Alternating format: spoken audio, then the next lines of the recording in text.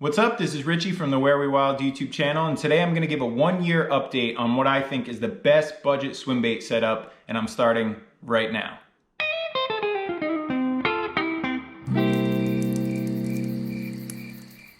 Alright, so 1 year ago I did a video called the best budget swim bait setup, and this is it right here. I know a little bit more about it now than I did when I first got it, so I just wanted to give a little update on that video because I've had some questions about it, so I just figured it'd be good to follow up on it. The rod is a Dobyns Fury 8-foot heavy swim bait rod, rated 2 to 8 ounces. What I found with this rod is it plays a little lighter than advertised. Like I said, it's rated 2 to 8 ounces, but in my 1-year experience fishing with it, I would say it's more like a 2 to 6 ounce rod, or maybe even like a 1 to 5 ounce rod, somewhere in there. It just plays a little bit lighter. I can get away with throwing really heavy stuff with it, but it just doesn't have enough backbone to throw monster heavy baits. So I ended up getting a heavier rod specifically for my really big baits, like this one in particular.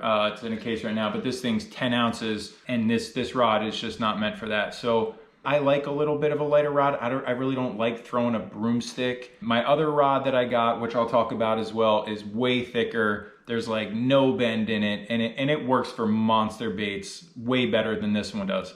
So if you're thinking about throwing smaller end, like the smaller side of swim baits, and like I said, I'm talking like maybe up to 5-6 ounces, which is still a decent size swim bait, man.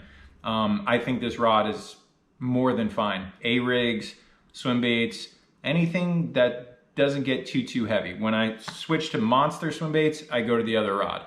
But I can't say enough about this rod, man. I love it. Dobyns definitely does run a little lighter.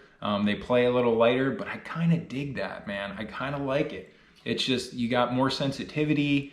Honestly, I have better casting distance with this rod than I do my really stiff rod. This thing loads up and just bomb. So I can't say enough about this rod. I love it. After a year of using it, I love it, man. And especially for the price. As far as the reel goes, the reel that I have on it is a Shimano Cardiff A.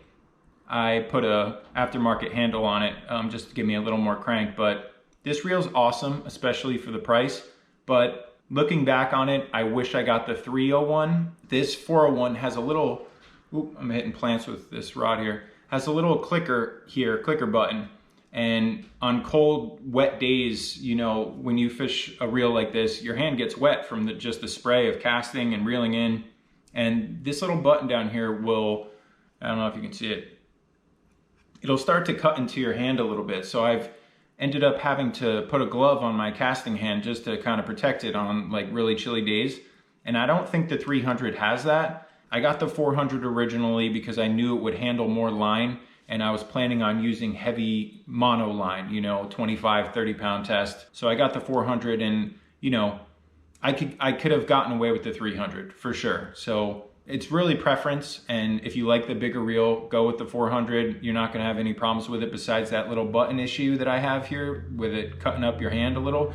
The 300 I think would be perfect. So this setup, I still stand by a year later. It's gotta be towards the top of the list of the best budget swim bait rod, man. I use it all the time, I love it. And yeah, I'm a fan. You can't go wrong with Shimano, and you really can't go wrong with Dobyns either. At the end of this video, I'll link 2 more videos. I'll link the original review of this stuff, and I'll link the video where I caught a nice 7-pound striper on this exact setup. Same reel, same handle, same bait, same rod. So you can check that out and see how it handled it. You'll see this thing load up when I cast. You'll see when I set the hook how much bend is in it.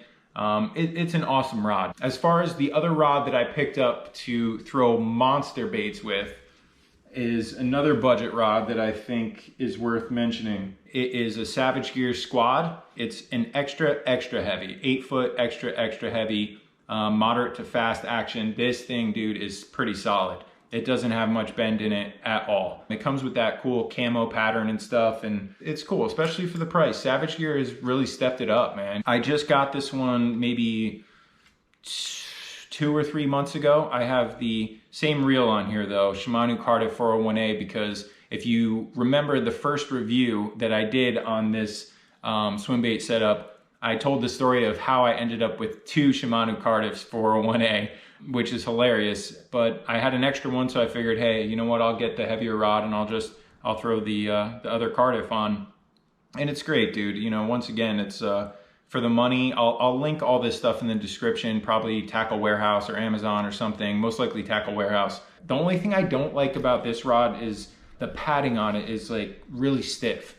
So like the bottom can kind of hurt your hand if you're throwing like a really big bait. It's solid, dude. Like the Dobyns has just a little bit more of a tapered feel to it, and it kind of, I don't know, just for me anyway, is just a little more comfortable. But usually when I'm throwing this rod, I'm throwing something stupid big, like this 10-ounce bait, or some of my bigger ones. So it's a lot of pressure on your hands, man. You know, it's a lot of preference, man. It's like, if it works for you, it can't be wrong. I say that all the time, and I'm a firm believer in it. While we're talking about swim baits, I might as well give you a couple of my favorite baits that I love. Obviously, Huddleston Deluxe 8-inch ROF 12. That's what I caught my nice striper on. It's just such a classic bait. Absolutely love it. The other one, obviously, the Punker, the old Lunker Punker. They're tough to find, but if you can get one, I would obviously gobble that up and grab it. And even if it's used, I got mine used for like $100, and you know, it's got a couple marks on it, but it still looks amazing, man. And it's just such a classic, awesome look. It just looks phenomenal in the water. Other baits worth mentioning, I would say, is the G-Ratt Sneaky Pete or the Papa Pete. Awesome. These things look great in the water. The Arashi Glide looks awesome. Baitsanity Explorer, great bait, dude. That thing looks badass in the water. This thing is the swim bait I found when we went metal detecting up at Castaic Lake. I don't even know if you can get these right now or anymore. It's a Dock Rat swim bait, and this thing's just a beast, dude. I put new hardware on it, cleaned it up a little bit. This thing is just insane to throw. It looks awesome, but my God, your arm feels like it's gonna fall off. 10 ounces, 13 inches.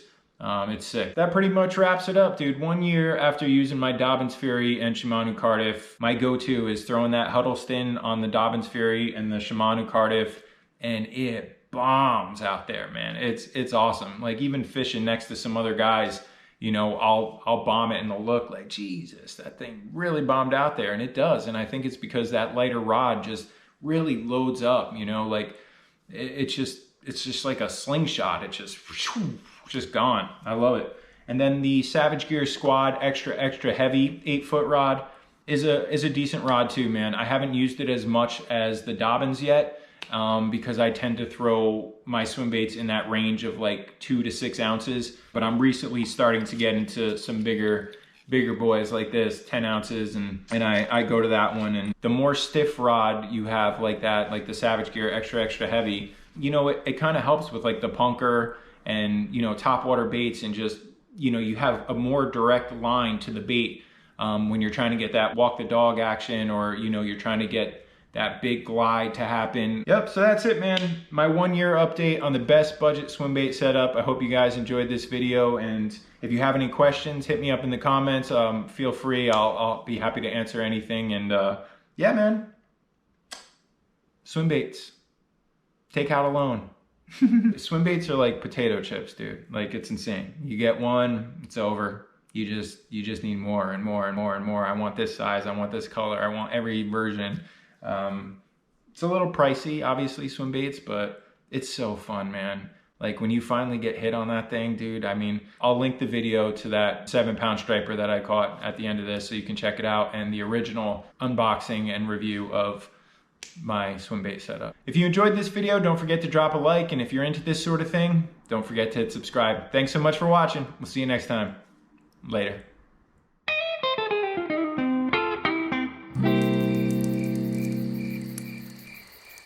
If you want to see more videos just like this one, be sure to check out the rest of the Where We Wild YouTube channel, where we post a brand new video every week.